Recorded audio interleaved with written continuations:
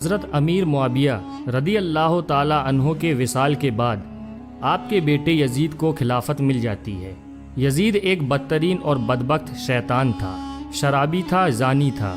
یزید کو جب خلافت ملی تو یزید سمجھ گیا کہ میری اس خلافت کو حضرت امام حسین رضی اللہ تعالیٰ عنہ کبھی قبول نہیں کریں گے۔ اس لیے یزید نے مدینہ منورہ کے گورنر ولید بن عتبہ کو خط لکھا کہ حسین ابن علی، عبداللہ ابن عمر اور عبداللہ ابن زبیر رضی اللہ تعالیٰ عنہ میری بیعت کو مانیں، اگر وہ بات نہ مانے تو ان پر ظلم و ستم کرنا۔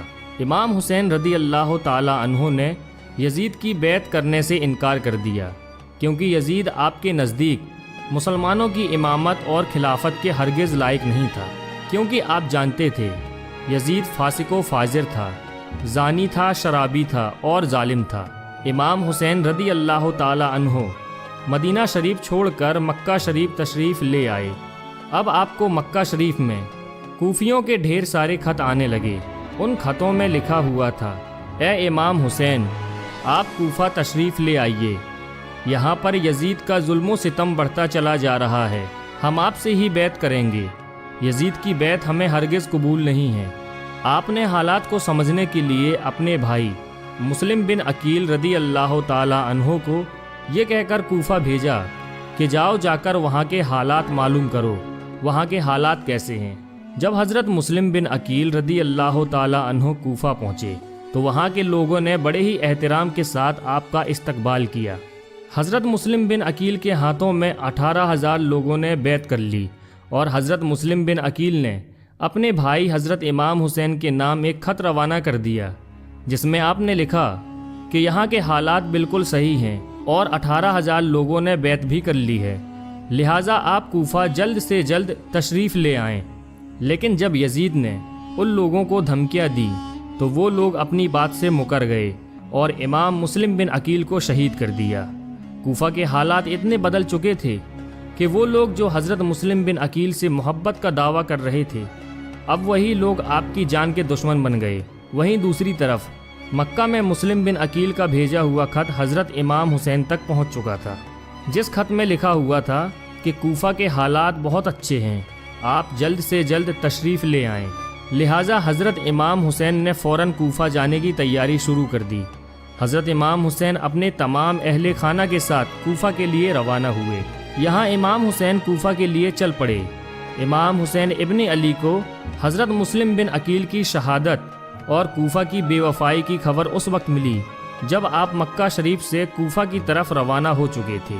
جب آپ کوفہ شہر کے بالکل قریب پہنچ گئے تو آپ کو یزیدی فوج نے روکنے کی کوشش کی۔ حضرت امام حسین نے فرمایا کہ میں تم لوگوں کے بلانے پر ہی کوفہ شہر میں آیا ہوں، اگر تم لوگ چاہتے ہو کہ میں کوفہ میں نہ آؤں تو مجھے واپس جانے دو، میں جانے کے لیے تیار ہوں۔ یزیدی فوج نے حضرت امام حسین کو کوفہ شہر میں داخل نہیں ہونے دیا، لہٰذا حضرت امام حسین نے اپنے پورے قافلے کے ساتھ اپنا راستہ بدل لیا۔ چلتے چلتے جب آپ ایک چٹیل میدان میں پہنچ گئے تو آپ نے ایک شخص سے سوال کیا کہ یہ کون سی جگہ ہے؟ اس شخص نے کہا، اس جگہ کو کربلا کہا جاتا ہے۔ آپ نے فوراً اپنے پورے لشکر کو حکم دیا کہ یہیں پر خیمہ لگا دیا جائے، لہٰذا اس طرح سے حضرت امام حسین کربلا میں پہنچے۔ ادھر یزیدی فوج کو جب اس بات کا علم ہوا کہ حضرت امام حسین نے اپنا خیمہ کربلا کے میدان میں لگایا ہوا ہے تو یزیدی فوج نے بھی فوراً کربلا کے میدان میں پہنچنا شروع کر دیا۔ یزید کی جو فوج کربلا پہنچ رہی تھی ان کی سپہ سالاری ابن سعد کر رہا تھا۔ حضرت امام حسین نے ابن سعد سے کہا کہ یا تو تم مجھے یزید کے پاس لے چلو یا پھر مجھے اپنے شہر مکہ واپس جانے دو، لیکن ابن سعد نے ان دونوں باتوں میں سے کوئی بھی بات قبول نہیں کی اور وہ آپ کو بیعت کرنے پر مجبور کرتا رہا، لیکن آپ نے اس کی ایک بھی بات نہیں مانی۔ دن گزرتے گئے اور 3 محرم کا دن آ گیا۔ اب ظالم یزید نے امام حسین کے سامنے 22,000 سپاہیوں کا لشکر بھیج دیا۔ دوسری طرف حضرت امام حسین کے ساتھ 82 لوگ تھے، جس میں عورتیں اور بچے بھی شامل تھے۔ کتنی حیرت کی بات ہے کہ یزیدیوں میں امام حسین کا اتنا خوف تھا کہ جہاں امام حسین صرف 82 لوگوں کے ساتھ میدان کربلا میں تھے، جس میں عورتیں اور بچے بھی شامل تھے، وہیں یزید نے مقابلے کے لیے آپ کے سامنے 22,000 کا لشکر بھیج دیا، جو کہ امام حسین کے سامنے 100 گنا سے بھی زیادہ تھا۔ امام حسین کے سامنے یزیدی فوج کے حوصلے پست ہو گئے۔ آخر کار انہوں نے یہ فیصلہ کیا کہ اگر امام حسین کو ہرانا ہے تو ان کا پانی بند کرنا پڑے گا، تبھی ان کا مقابلہ کیا جا سکتا ہے۔ دن گزرتے گئے اور 7 محرم کا دن آ گیا، اور 7 محرم کو ہی یزیدی فوج نے امام حسین کے قافلے والوں پر پانی بند کر دیا۔ آپ کو بتاتے چلیں کہ کربلا کے میدان میں پانی کا کوئی بھی انتظام نہیں تھا سوائے نہر فرات کے، لیکن 7 محرم کے دن نہر فرات کا پانی بھی حضرت امام حسین کے خیمے والے لوگوں کے لیے بند کر دیا گیا۔ حضرت امام حسین اور ان کے ساتھ موجود تمام جوان لوگ تو اس پیاس کو برداشت کرتے رہے، لیکن چھوٹے چھوٹے بچے اور عورتوں کا پیاس کی وجہ سے برا حال ہو چکا تھا۔ فوج یزید جو چاروں طرف سے امام حسین کے گھر والے اور تمام ساتھیوں کو گھیرے ہوئی تھی، انہوں نے یہ طے کیا کہ اب 9 محرم کے دن امام حسین کو قتل کر دیا جائے۔ حضرت امام حسین نے حضرت عباس سے کہا، عباس جاؤ یزید کی فوج کے پاس اور ان سے کہو ہمیں ایک رات اللہ کی عبادت کرنے کے لیے دی جائے۔ جب حضرت عباس نے یزیدی فوج سے ایک رات کی مہلت کے لیے کہا تو انہوں نے آپ کی بات مان لی۔ جب تک 9 محرم کی تاریخ آئی تب تک حضرت امام حسین کو یہ یقین ہو چکا تھا کہ یزید کی فوج کا مقصد صرف اور صرف مجھے شہید کرنا ہے، اس کے علاوہ یزید کچھ بھی کرنے کے لیے تیار نہیں ہے۔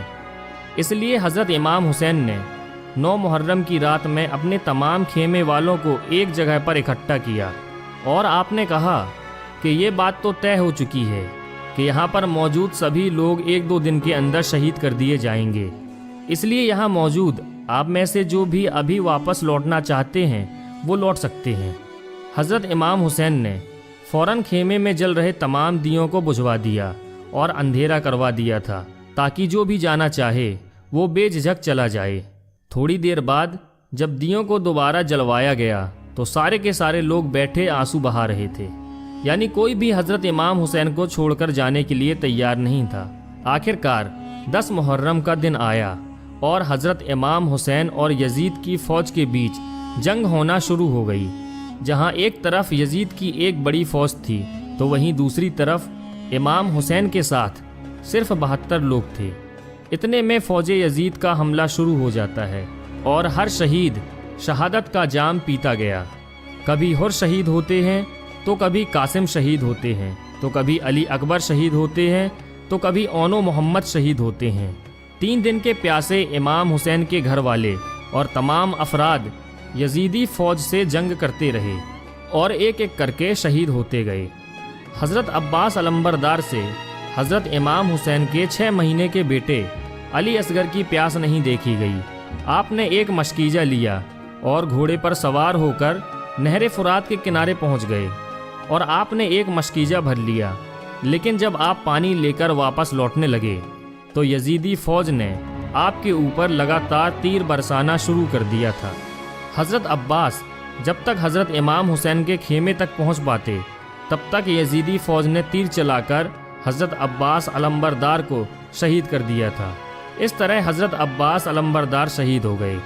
اس طرح ایک ایک کر کے تمام اہل بیت کے نوجوان اور ہاشمی شیر شہادت کا جام پی لیتے ہیں۔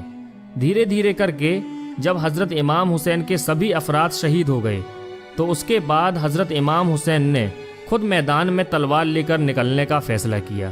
امام حسین اپنی تلوار سے کافی لمبے وقت تک یزیدی فوج کا اکیلے مقابلہ کرتے رہے۔ حضرت امام حسین کے تنہا ہونے کے باوجود بھی آپ کے مقابلے میں کوئی بھی نہیں آنا چاہتا تھا، اور اس کی صرف ایک ہی وجہ تھی، اور وہ وجہ یہ تھی کہ آپ حضرت علی کے بیٹے تھے۔ اس وقت یزید فوج کے ایک کمانڈر ابن سعد کو یہ یقین ہو چکا تھا کہ ہم کسی بھی طرح سے حضرت علی کے بیٹے کا مقابلہ نہیں کر سکتے ہیں، اس لیے اس نے اپنے تمام فوجیوں کو امام حسین کے اوپر ایک ساتھ حملہ کرنے کا آرڈر دیا۔ تمام لوگ حضرت امام حسین پر ایک ساتھ مل کر حملہ کر رہے تھے، لیکن اس کے باوجود بھی امام حسین لگاتار یہ ثابت کر رہے تھے کہ باطل چاہے تعداد میں کتنا بھی ہو، لیکن وہ حق اور سچ کے مقابلے میں بالکل بھی ٹک نہیں سکتا۔ جب حسینیت اور یزیدیت کے بیچ بڑی ہی خطرناک جنگ چل رہی تھی کہ اسی بیچ میں اچانک سے نماز عصر کا وقت ہو گیا۔ حضرت امام حسین نے ایسے مشکل وقت اور ایسی زخمی حالت میں بھی عصر کی نماز پڑھنے کا ارادہ کیا۔ آپ نے جیسے ہی نماز پڑھنا شروع کیا، یزیدی فوج کو وہ موقع مل گیا جس کا وہ لوگ ایک لمبے وقت سے انتظار کر رہے تھے، یعنی جیسے ہی حضرت امام حسین سجدے میں گئے، شمر جل جوشن نے آپ کی گردن پر تلوار چلا کر آپ کے سر کو جسم سے جدا کر دیا۔ حضرت امام حسین کی شہادت کے بعد یزیدیوں نے آپ کے سر مبارک کو نیزے پہ رکھ کر پورے کوفہ میں گھمایا تھا۔ آپ کے سر مبارک کو گلی گلی میں گھما کر جلوس نکالا گیا تھا۔ کربلا کی اس جنگ میں حضرت امام حسین کے گھر والوں میں سے صرف آپ کی ایک اولاد ہی بچ سکی تھی، جن کا نام حضرت زین العابدین تھا۔ اس کے علاوہ حضرت امام حسین کے گھر کی تمام عورتوں کو قیدی بنا کر کوفہ لایا گیا تھا۔ بھلے ہی اس دن امام حسین کو شہید کر دیا گیا تھا، لیکن آج بھی حضرت امام حسین پوری دنیا میں قیامت تک کے لیے زندہ ہیں۔